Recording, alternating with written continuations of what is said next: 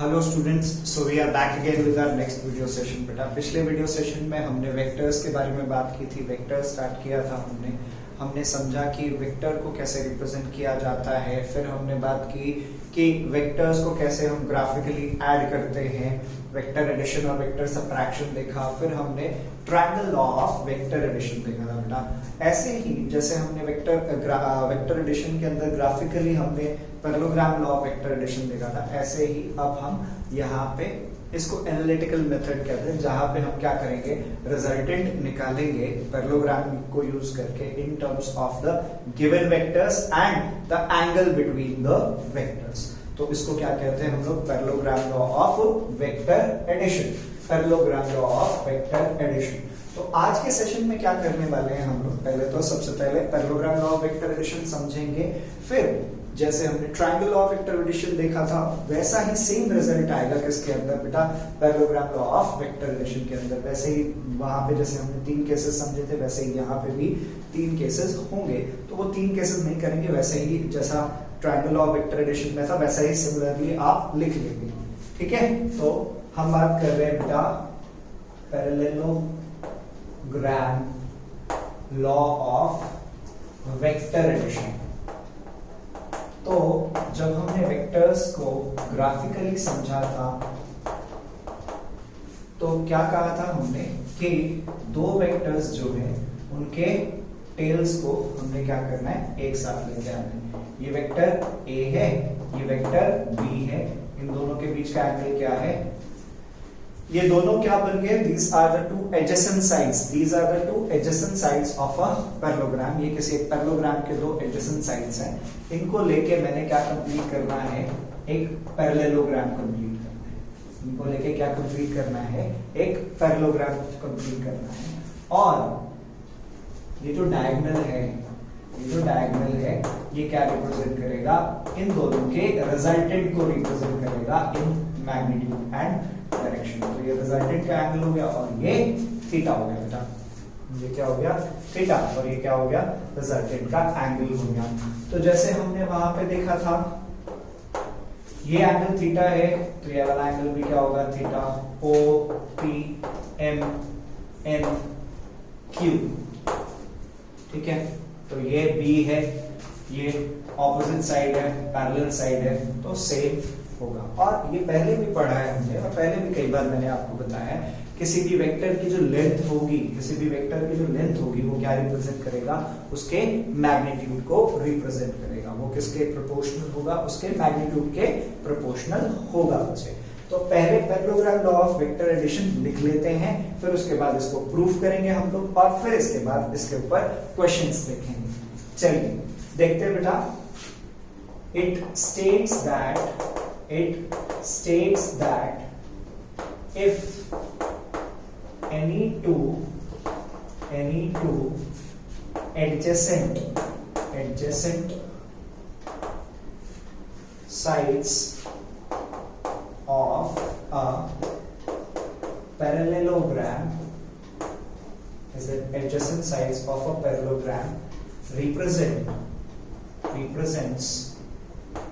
represents two vectors in magnitude and direction, then the diagonal of the parallelogram passing through the initial points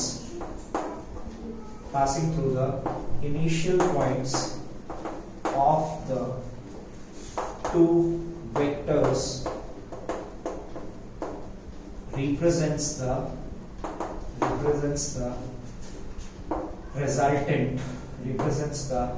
resultant of the 2 vectors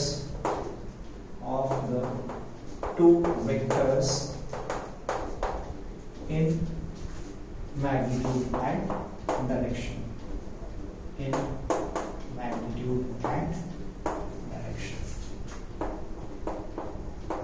ठीक है, clear है ये बात, समझ आ रही है ये बात। क्या कहा हमने, दो एडजेसेंट साइड्स होगी पैरेललोग्राम की, पैरेललोग्राम कंप्लीट किया तो ये जो डायगोनल है जो कहां से पास कर रहा है, इनके इनिशियल पॉइंट से पास कर रहा है, वो क्या रिप्रेजेंट करेगा, वो डायगोनल किसको रिप्रेजेंट करेगा, इन दोनों के रिजल्टेंट को रिप्रेजेंट करेगा। तो अब इसको समझ लेते हैं। Consider a parallelogram, parallelogram, parallelogram का नाम क्या हुआ, OPNQ, OPNQ, whose adjacent sides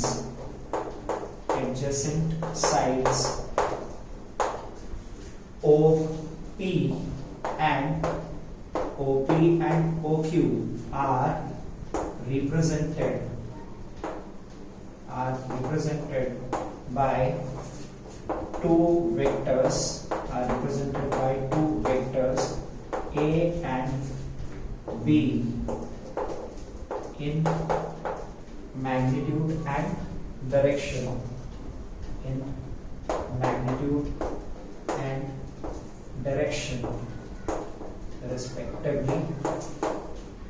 respectively. Then according to parallelogram law of vector addition,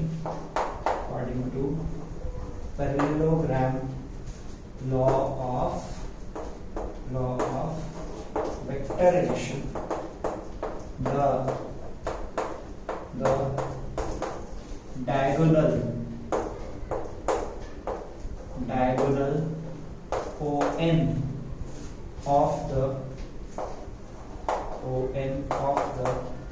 parallelogram passing through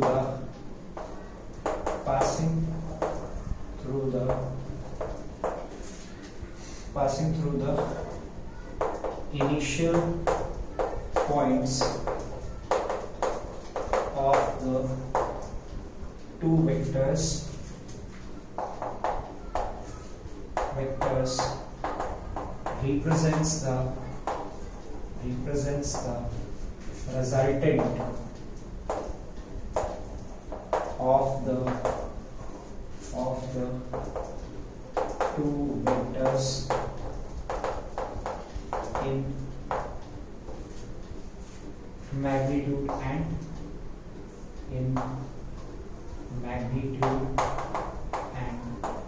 direction.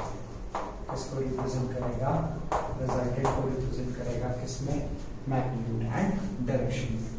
तो जैसे हमने पहले ट्रायंगल ऑफ वेक्टर एडिशन में किसकी वैल्यू निकाली थी बेटा, आर की वैल्यू निकाली थी, किसके टर्म्स में, ए बी और थीटा के टर्म्स में, वही हम लोग यहाँ पे भी करने वाले हैं। बिल्कुल सिमिलर होगा, रिजल्ट भी सेम आएगा, सारी चीजें सेम रहेंगी, बस रिप्रेजेंटेशन में डिफरेंस है। वहां पे हमने किसके फॉर्म में रिप्रेजेंट किया था, एक ट्रायंगल के फॉर्म में रिप्रेजेंट किया था, यहाँ पे हम उन्हीं दो वेक्टर्स को किसके फॉर्म में रिप्रेजेंट कर रहे हैं, एक पैरेललोग्राम के फॉर्म में रिप्रेजेंट कर रहे हैं। That is the basic difference, बच्चा। तो चलिए समझते हैं उसी बेसिक डिफरेंस को समझने की कोशिश करते हैं।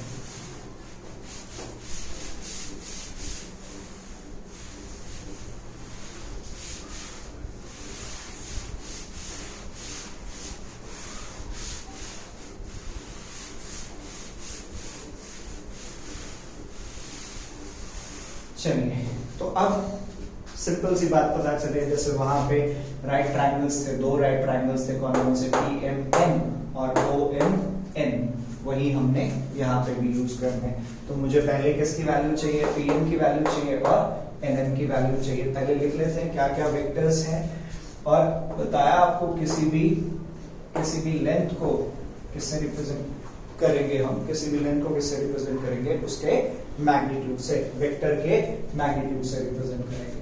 तो OP किसके इक्वल आ गया, वेक्टर A के इक्वल। एरो नहीं डाल रहे हैं, इसका मतलब भी क्या है, दैट इज मैग्नीट्यूड। एरो नहीं डाल रहे हैं, इसका मतलब क्या है, मैग्नीट्यूड है। OP और OQ is equal to PN। OQ किसके इक्वल है, ओ क्यू किसके इक्वल है, पी एन के इक्वल है, दोनों किसके इक्वल है बेटा, बी के इक्वल है। और ओ एन किसके इक्वल है, O N equal to R, O N किसके इक्वल है, आर के इक्वल है। ये एंगल थीटा है तो ये वाला एंगल भी थीटा होगा। तो सबसे पहले right triangle, in triangle P M N, in triangle P M N sine of theta लेंगे बच्चे। साइन ऑफ थीटा क्या होगा, P M upon P N, P M upon P N, P M upon P N क्या हो जाएगा, P M की value क्या आएगी, P M is equal to P N sine theta. P M किसके equal आएगा, P N sine theta. P M क्या आएगा, पी एम क्या आएगा, बी साइन थीटा बच्चे। फिर कॉस ऑफ थीटा निकालेंगे, cos of theta, cos of theta is equal to, cos of theta is equal to क्या होगा, बेस अपॉन हाइपोटेन्यूज। यहाँ पे ये एनएम होगा बेटा, साइन थीटा है, साइन थीटा है तो NM, NM NM, sine theta है तो perpendicular upon hypotenuse. Cos theta होगा तो क्या आएगा बेटा, PM upon PM upon PN, PM upon PN. PM की वैल्यू क्या होगी, पीएन कॉस थीटा, पीएम की वैल्यू क्या होगी, बी कॉस थीटा। अब फिर हमने जैसे वहां पे बड़ा ट्रायंगल लिया था, in triangle O M N, O M N, और ये दोनों कैसे ट्रायंगल्स हैं बेटा, right triangles. In triangle O M N क्या हुआ, ओ हमें क्या चाहिए, ओ एन किसके इक्वल है, आर के इक्वल है। और क्या चाहिए मुझे, एनएम, एनएम मैंने निकाल लिया, एनएम क्या है, NM is B sine theta. और ओपी है मेरे पास, ओपी क्या है, ए, और पीएम क्या है, बी कॉस थीटा। अब ओएम चाहिए मुझे, ओएम क्या है, ओएम क्या है, ओपी प्लस पीएम। ओएम क्या है, OP plus PM, OP plus PM. OP क्या है, A plus B cos of theta, A plus B cos of theta बेटा।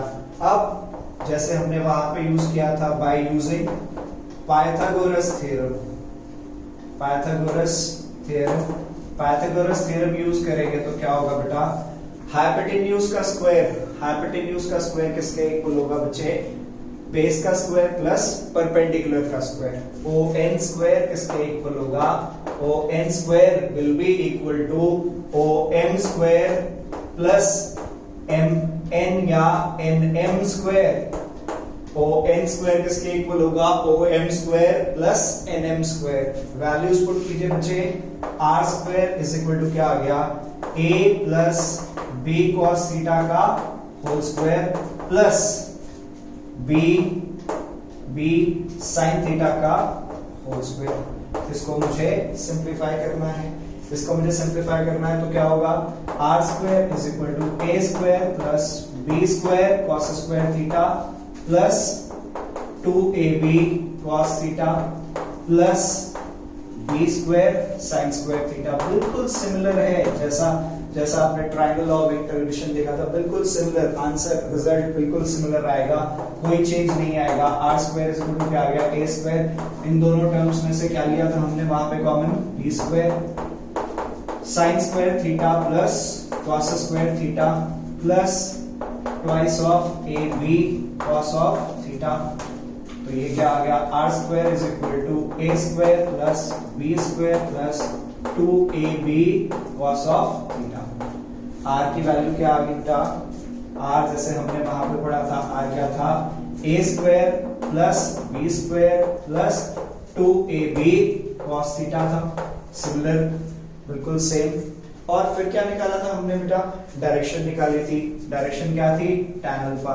जब भी कोई वेक्टर निकलेगा तो उसका मैग्नीट्यूड निकलेगा और उसकी डायरेक्शन निकलेगी बेटा। तो tan ऑफ अल्फा क्या होगा, परपेंडिकुलर अपॉन बेस OM, ये क्या आ गया बेटा, B sin theta upon A plus B cos theta, tan alpha is equal to B sin theta upon A plus B cos theta, और इसको क्या लिखते हैं, tan inverse is equal to alpha is equal to tan inverse of B sin theta upon A plus B cos theta. ठीक है, तो ये क्या निकल गया, रिजल्टेंट निकल गया, दिस इज द रिजल्टेंट। अब जैसे हमने वहां पे 3 केसेस देखे थे, यहाँ पे भी वही 3 केसेस हो सकते हैं, वो नहीं कर रहे हैं दोबारा से, आप लिख लेंगे, दोबारा लिखेंगे तो भी चलेगा, नहीं लिखेंगे तो भी चलेगा, बट ये ध्यान रखना है कि जब अगर क्वेश्चन आता है एग्जाम में, तो अगर triangle law of vector addition का आता है, parallelogram law of vector addition का आता है, तो दोनों के लिए आपने केसेस लिखने हैं बेटा। अब इसके ऊपर कुछ क्वेश्चंस हम लोग डिस्कस करेंगे, 2-3 क्वेश्चंस, तो उस तरह के क्वेश्चंस आप ट्राई कर सकते हैं बेटा। तो इस तरह से हमने समझ लिया triangle law of vector addition और parallelogram law of vector addition, दोनों में कोई डिफरेंस नहीं है, आर की वैल्यू सेम आएगी, अल्फा की वैल्यू सेम आएगी, सिर्फ रिप्रेजेंटेशन में डिफरेंस है। Triangle law of vector addition में हम दो वेक्टर्स को कैसे रिप्रेजेंट करते हैं, in the form of triangle, और parallelogram law of vector addition में दोनों वेक्टर्स को कैसे रिप्रेजेंट करते हैं हम लोग, इन the form of a parallelogram. ठीक है, समझ आ रही है ये बात, इज दैट थिंग क्लियर? तो चलिए बेटा आप क्वेश्चन देखते हैं। देखिए कुछ एक क्वेश्चंस देखेंगे इस तरह के, टू फोर्सेस हैव रेशियोज 3:4, दो फोर्सेस हैं, उनका रेशियो क्या दिया हुआ बेटा, 3:4 का ratio, R have ratio 3:4, they act at right angles to each other, दोनों कैसे एक्ट कर रहे हैं, right angles to each other, the resultant of two forces is 50 Newton, दोनों फोर्सेस का जो रिजल्टेंट है वो क्या है, 50 न्यूटन है। Find the, question is find the two forces. ठीक है, find the magnitude of the two forces, इन दोनों फोर्सेस का मैग्नीट्यूड निकालना है हमें। क्या कहा गया, पहली इंफॉर्मेशन, दो फोर्सेस में रेशियो क्या है, the ratio of these two forces is 3:4, resultant क्या है, 50 न्यूटन है। तो अगर मैंने एक फोर्स को, A को क्या लिया, 3x न्यूटन, तो B क्या हो जाएगी, B क्या हो जाएगा, 4x न्यूटन, बिकॉज रेशियो क्या दिया हुआ है इनका, 3:4, रेशियो क्या दिया हुआ है बेटा, 3:4 दिया हुआ है। तो R क्या आ जाएगा, R क्या आ जाएगा, R क्या गिवन है, 50 न्यूटन, R क्या गिवन है हमें, 50 न्यूटन गिवन है, R is given to be 50 Newton.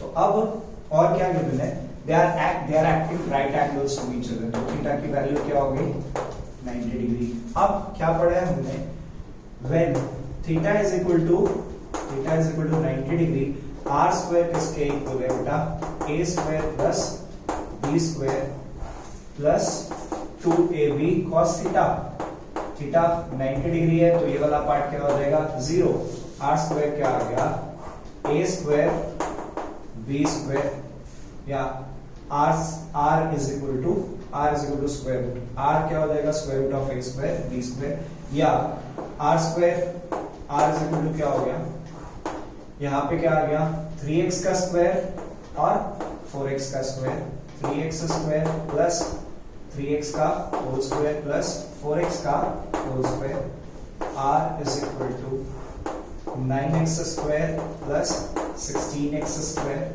R 50 है, ये क्या आ गया 25x स्क्वायर, और यहां से क्या आ गया 50 is equal to 5x 50 is equal to क्या आ गया 5x आ गया। तो x की वैल्यू क्या आ गई बेटा 10, x की वैल्यू क्या आ गई 10। Therefore a is equal to क्या है, a इज इक्वल टू क्या है 3x, 3x का मतलब क्या हो गया 30 न्यूटन। b क्या है 4x, b क्या आ गया 40 न्यूटन आ गया बेटा। इस तरह से हमने क्या कर लिया, दोनों फोर्सेस को कैलकुलेट कर लिया बेटा। ठीक है, इस तरह से ये क्वेश्चन हो गया। एक और क्वेश्चन देखते हैं बच्चे, let's see one more question. अब अगला क्वेश्चन, ऐसे और भी बहुत सारे क्वेश्चंस हो सकते हैं बेटा, we can have more questions like this. क्या कह रहा है, two equal forces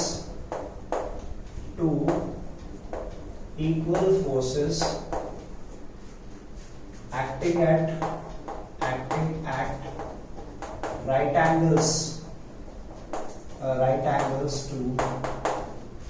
at right angles to each other has a resultant whose magnitude is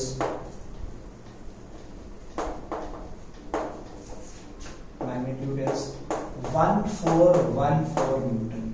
magnitude क्या है 14, रिजल्टेंट का जो मैग्नीट्यूड है 1414 न्यूटन है। फाइंड द टू फोर्सेस का मतलब क्या हो गया, दोनों फोर्सेस इक्वल है तो दोनों में से किसी एक को निकालें। तो गिवन क्या हो गया बेटा, A is equal to B और R क्या गिवन है बच्चे 1414 न्यूटन। एंड एक और चीज गिवन है theta is equal to 90 degree. Theta is equal to क्या है 90 डिग्री। हमने क्या पढ़ा, R इज इक्वल टू क्या है square root of a square plus b square plus 2ab cos theta. ठीक है, तो R 1414 is equal to a is equal to क्या कर देंगे b a square plus a square, ये वाला पार्ट क्या हो गया 0, 2a square cos 90 0। 1414 is equal to 2a square, 1414 is equal to root 2a। Root 2 की वैल्यू क्या होती है बेटा, रूट 2 की वैल्यू है 1.414a। तो a क्या आ गया 1414 डिवाइडेड बाय 1.414, इसका मतलब क्या है 1414 इंटू 1000 अपॉन 1414। तो a की वैल्यू क्या आ गई, therefore a is equal to 1000 Newton and b is also 1000 Newton, क्योंकि दोनों फोर्सेस कैसी थी, इक्वल फोर्सेस थी। ठीक है बच्चे, तो इस तरह से ये क्वेश्चन भी हमने देख लिया। अब एक और लास्ट क्वेश्चन देखेंगे इस तरह का, जहां पे एंगल निकालना होगा, where we have to find the angle बेटा। ठीक है,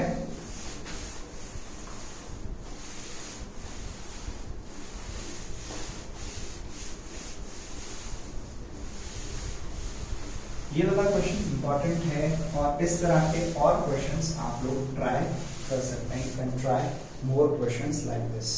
क्या है, two equal vectors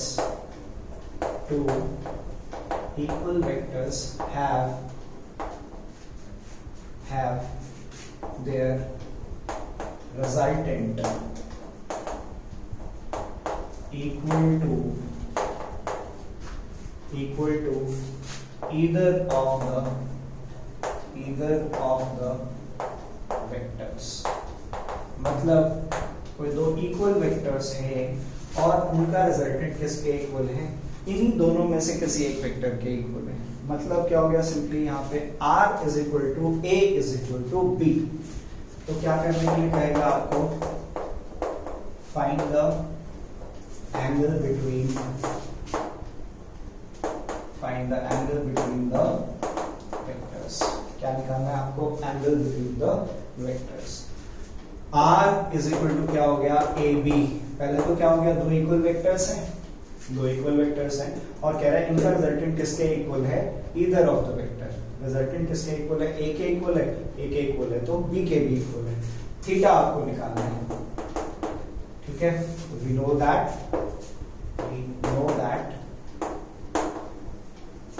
r square is equal to a square plus b square plus 2ab cos of theta।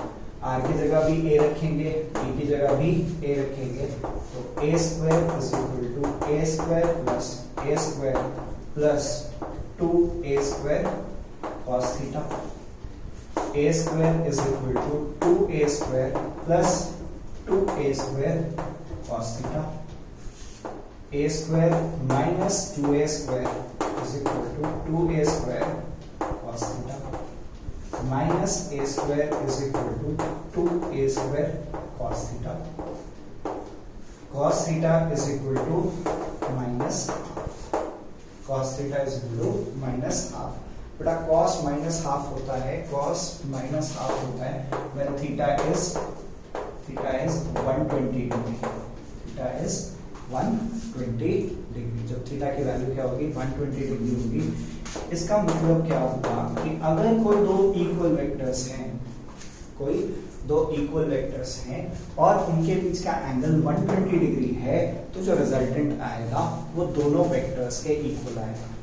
इसका मतलब क्या हो गया कि दो इक्वल वेक्टर्स हैं और उनके बीच का एंगल 120 डिग्री है तो जो रिजल्टेंट आएगा वो किसके इक्वल आएगा, उन दोनों वेक्टर्स के ही इक्वल आएगा।